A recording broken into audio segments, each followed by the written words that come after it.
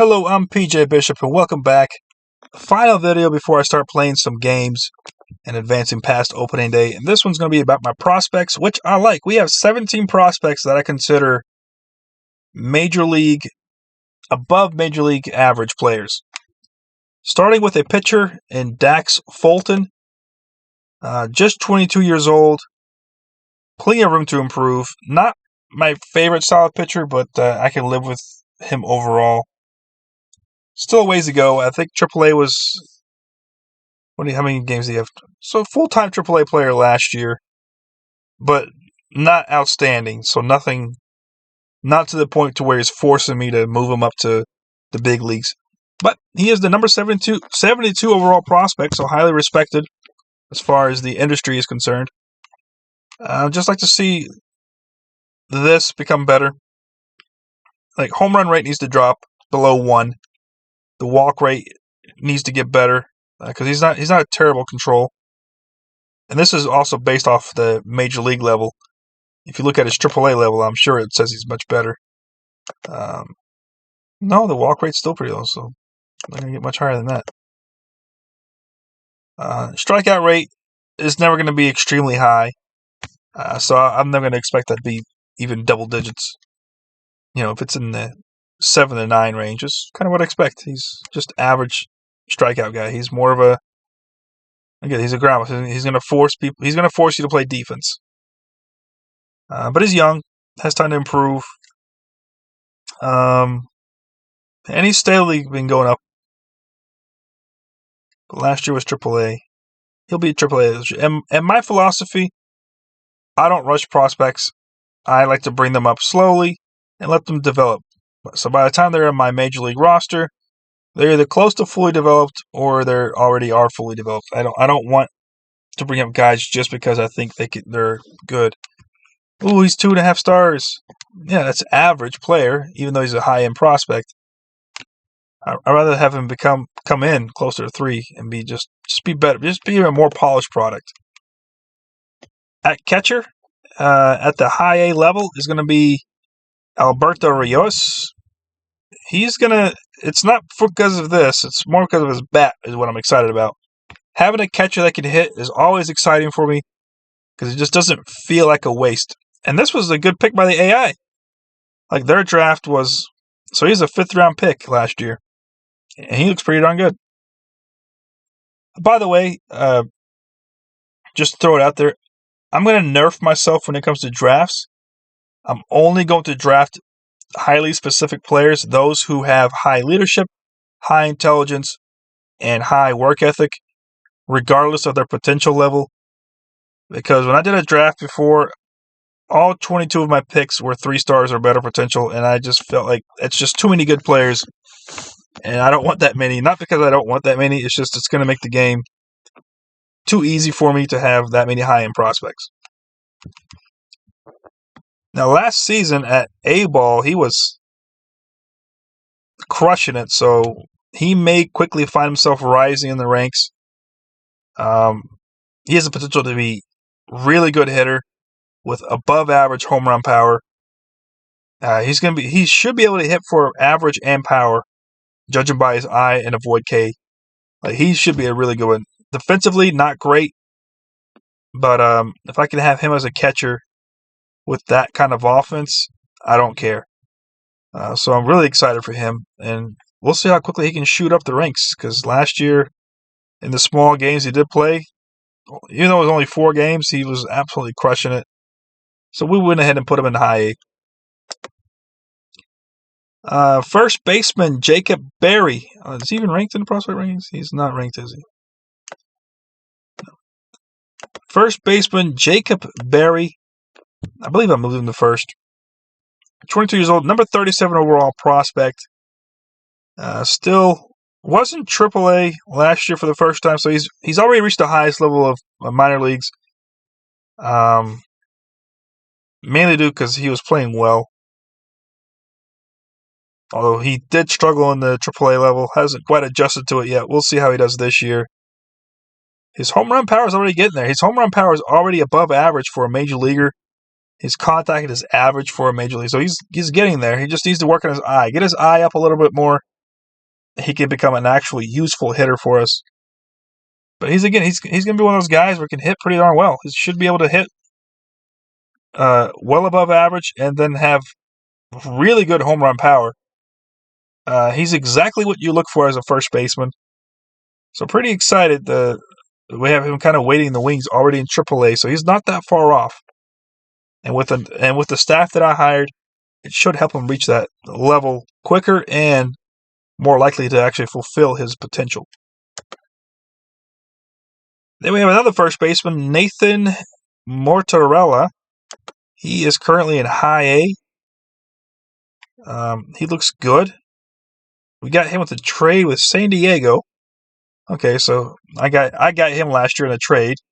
One of the first trades I made, as you can see here.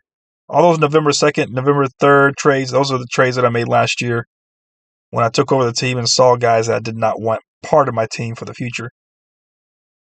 He's not going to have as much power as Barry, but he's going to be a better bat-to-ball guy, and he's going to have it looks like he's going to have a better eye and also similar strikeout rate. So he's going to hit for average, and he's still going to have some pop. He's going to have above average pop. But I don't know if I'll end up ever really using him. First off, he's older already than Barry. So we'll see what happens with him. He might end up just being a trade piece in the future for somebody that's more useful for me, considering that he's older and not going to be as good as Barry. Pretty much hit average last year in High A, too. Wasn't fabulous.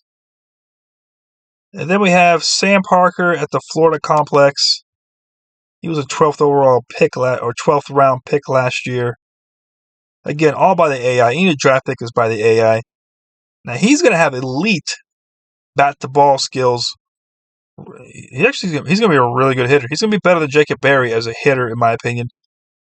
Because he's going to have it all. He's going to have the total package here. Defensively is where I'm concerned. He looks like he's what you would expect as a DH. Because this is the best he can do. Like, I know it says here 50, but he's not that good. I would not want him in my outfield. He's a first baseman or nothing at all. Again, possibly a trade piece. I don't know. Last year in the Florida Complex League, he did struggle. 597. This is what I mean by the game makes them suck. They come in just so bad.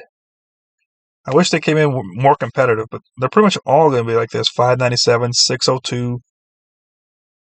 But I do like him in the long run. Then we have second baseman. He's American, so it's George Lombardo Jr. Third round pick. So the AI did some good. They did a good job picking up some guys. Didn't even play at all last year. I don't know if that was by choice or what, but didn't see a single at bat at the pro level. This will be his first taste this year in the Florida Complex. I do like him. He's going to be he's going to be the kind of guy that I want leading off. This is a pure leadoff hitter right here, and he's got the speed and stealing to go along with it. So pure leadoff hitter. If he reaches his full potential at second base. Not quite as rangy as I would like, but everything else checks out for second base. His bat will carry him to the leagues. His defense won't get him there, but his offense definitely will as a leadoff hitter. And then I have a Yofri Solano in Dominican Summer League. Another second baseman here. Definitely not as good as the initial guy. Defensively, he's much better. You could even argue a poor man's shortstop, but second base for sure. He's going to be he's roughly average offensively. Again, someone that I wouldn't mind leading off, although I don't like his speed as much. But again, I got a potential leadoff hitter someday is what he has going. And he's already played 2 years in a Dominican Summer League, but they improve so slowly that he's going to have to spend another year down there. He's now spent 2 years down there, and this will be his third season down there. And he actually regressed last year. Hitting .659 OPS. And then I think I have a third baseman, Yiddy Cape, AA. So this will be his first year in AA. He was high A last year. Nothing too exciting as a player. I look here. I don't get overly excited over anything. He's going to have good bat-to-ball skills, but that's about it, really. Everything else is roughly average. Good arm, though. Defensively, he's kind of up there. Not elite defensively, but good. Better than most for a third baseman. He can move for a third baseman. That's about it. But he's not your typical third baseman when it comes to the power. But he did hit pretty well last year in high A, looking at .891. He played in A ball, then got called up to high A. Did pretty well. .891 OPS, 18 homers in just 110 games. So not bad, not great. Just I'm not overly excited. Then we have third baseman in the Florida Complex League, Yohandy Morales. He was the second round pick. Did not see any action at all last year. He has elite gap power. He's going to have really good contact, bat-to-ball skills, above average home. He's a better hitter than the last guy, and he's a good defender too. I like him a lot. It's funny how same star level, but I like him way better as a hitter. As a defender is fine. Base pass is roughly similar. Can't really move as well. So maybe a little less here, but more on this side here I like as an overall pure hitter. But this year will be his first action. We'll see what he does. Then I have a shortstop, Khalil Watson. He's in the Florida State League, A-League. He's been there for 2 years now. This will be his third year there. Yeah, so this will be his third year there. He's just not progressing well. You can see from his rookie levels, he was playing much better. Maybe he's just been injured. As you can see, only 9 games, 5 games, 83 games. Last year was the first time over 100 games, and just not that impressive. What he does have going for him is in my opinion, he's an elite defender. Or not elite, he's a really good defender. He's way better than most. Not quite elite, but way better than most. He would be an elite second baseman. This is elite second baseman, but I like him at shortstop. We don't have that many in our organization. He's pretty darn good. I do like this.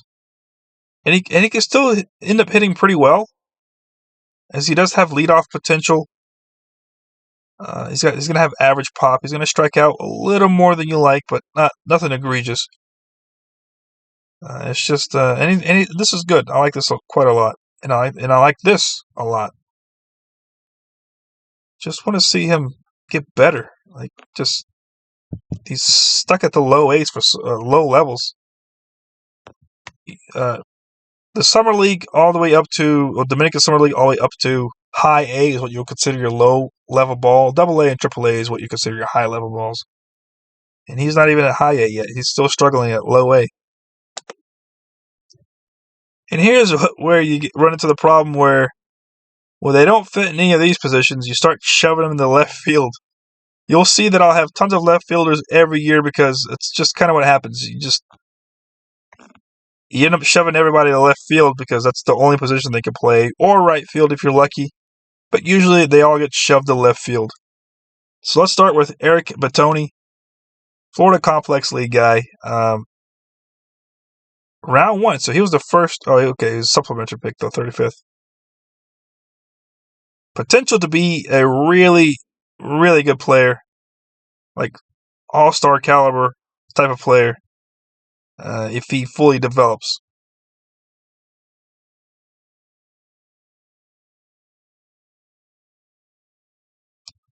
Only 18 years old, currently number 25 overall prospect. Last year for the Complex, right? Complex, yeah. Not bad, 736, considering that it was probably they never get this quite right for rookies. like brand new guys coming to the system, but he's going to have elite contact, bat to ball, elite home run power, really good eye. Like, imagine Mookie Betts. That's the kind of leadoff hitter he's looking to be. He's looking to be a Mookie Betts leadoff hitter, minus the capability of stealing bases. But Mookie Betts' hitting ability is what he has as a leadoff hitter. That's what you can expect to get from him. I like him a lot. But there's tons of good left fielders because that's kind of where I end up putting everybody. Another left fielder is Luis Del Valle. He is in the Miami. He's in an international complex because I signed him out of the free agency last year. You know, when you do the international free agent, and he is the number 1 overall prospect, which I find silly considering that he is here. Like, he is so bad, he's not even good enough to be put in the summer league. But potentially, he is projected to be perfect grade across the board when it comes to batting. Bat to ball, perfect grade. Gap power, perfect grade. Home run power, perfect grade. I've never seen someone that had perfect grade like that. I've seen elite on both, or 1 or 2, but I've never seen a perfect grade for all 3 categories.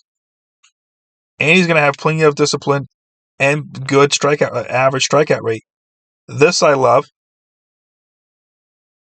And he's not a bad defender, but again, he's because this is the only thing that's good. Like, I don't really like that for a center fielder. Nor do I like this. I like to have a little more arm power and better air. Like, a lot of balls are going to get hit to you, and it seems like you're going to make more mistakes. So so it looks like he's going to be able to read the ball pretty bad off the bat. He'll make up for it with his range, but then again, that's not even that great either. 65 or more for a center fielder is what I would like to see. That's why he ends up getting stuck at left field. Can't really put him at right because his arm is not that great. Not really that good at center because he just doesn't have the true center capabilities. Obviously, a first baseman, that's easy. But I don't want to waste him at first base. That's kind of where you stick that's the last place you stick somebody is first base. But I only ended up signing 2 guys because of him this year. Tampa Bay and I were in a bidding war for him. I ended up paying $3.3 million for him, and was only able to sign 1 more other guy because of him. But he's well worth it. He has if he hits his potential, this is for sure a first ballot Hall of Famer right here. That's what I signed. I signed a first ballot Hall of Famer. Another center fielder in our international complex, this is the other guy that I signed this year, is David Guerrero, another Venezuelan, number 38 currently on the prospect list. But just like the previous guy, Lewis, he's also in my international complex because they come in so bad. I don't know why they do this. Make them better. Make them at least be able to play in the summer league. But he's so bad that I kept him in this complex, so hopefully they develop there. He won't be as good as at his counterpart, but he has potential to be a really good player as well. His contact, home run power, gap power, he's going to be a really good overall bat. And he has better, actually, I think, K rate. So as far as that's concerned, he's really good. You're definitely looking at for average and on-base percentage with him. So I'm really happy with the 2 guys that I did sign. So it wasn't a matter of quantity, but a matter of quality. And he looks good. Not as good, but definitely good. Another left fielder we have is Ashton Larson. He is in the Miami, Florida complex. He was a 6th-round pick last year. I guess out of Aquinas. Now, he will unfortunately probably never see the major leagues because he's going to end up being blocked by those other 2, as they're just way too good.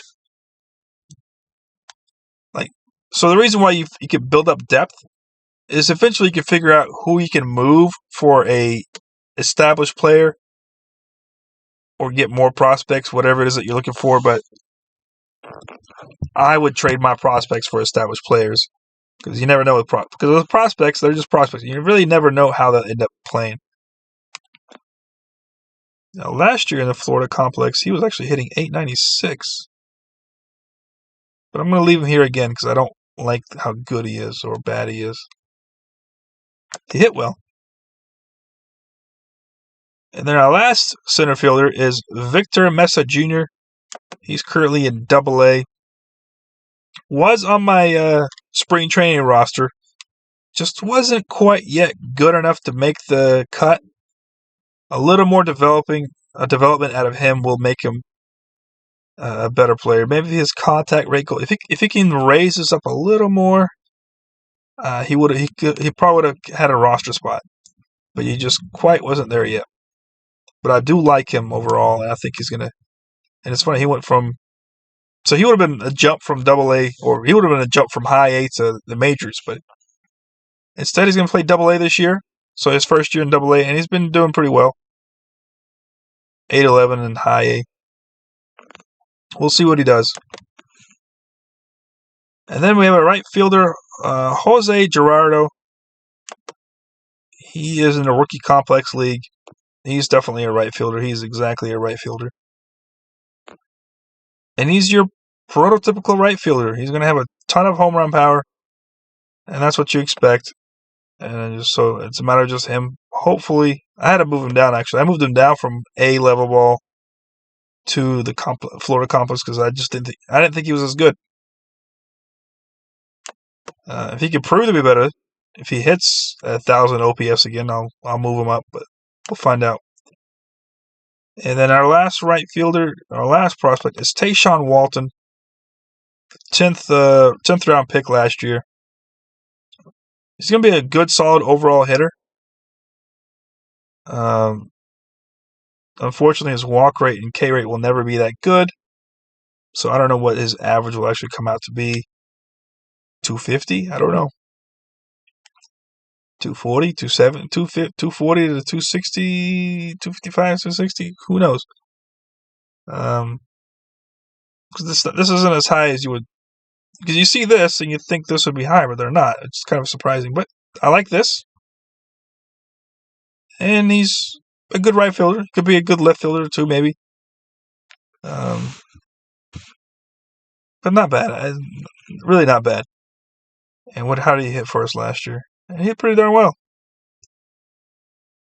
It's not forcing me to move him on because I don't think he's physically ready yet, despite playing well. And that's it for the prospects. Not a bad list of guys. Really most excited for is Luis Del Valle, as this kid is projected to be the best player, I think, in history of baseball. So that's it for this video. Next time I'll see you, we'll probably have played many games and we'll have some results, and hopefully they're positive.